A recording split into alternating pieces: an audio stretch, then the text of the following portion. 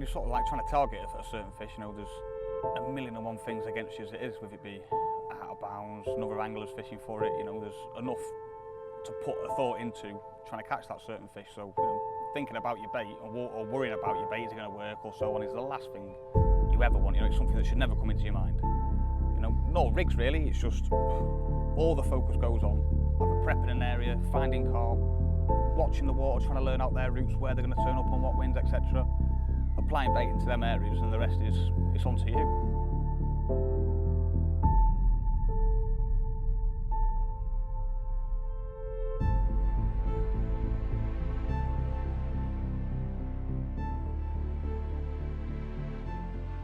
Most of the time, sort of on Black Swan, I'd be fishing.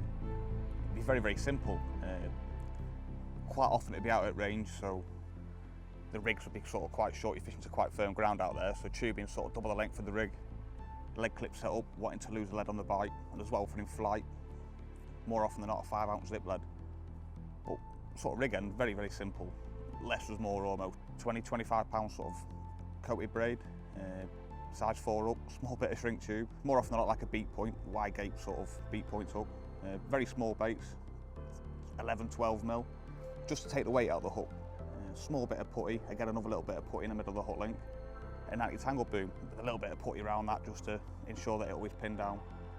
So kept very, very simple.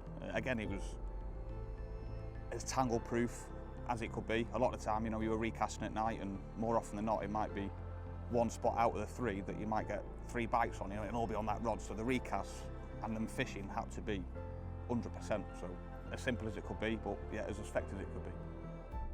And obviously, like, we've got the boat on Dinton, which makes baiting up a lot easier. You know, you find the spots in the marker, going out in the boat. I mean, sometimes do use a spawn, but the boat, you know, you can go out there and you can get it so much more where you want it, on the spot, the back of it, the sides and so on.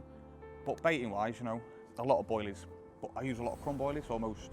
I probably break 95% of the boilies into sort of quarters, so on, dust. I like giving loads of little bits of food there. With that, you know, I am using quite sort of small up baits, so I think it's sort of matching them 3 offerings. So if you put a kilo of boilies in, let's say, and turn it into a crumb, 500 pieces of food was turned into, you know, 2,000 pieces of food. There's a lot of carp in this lake, so when they're coming over you, you know, you might have 10, 15, 20 carp in the swim feeding. So that much more bait, you know, if you were to put 4 or 5 kilos of chops, a bit of pellet and hemp and so in, it's creating so much more food items, you know, longer in the swim, them little higher trapped up baits over the top.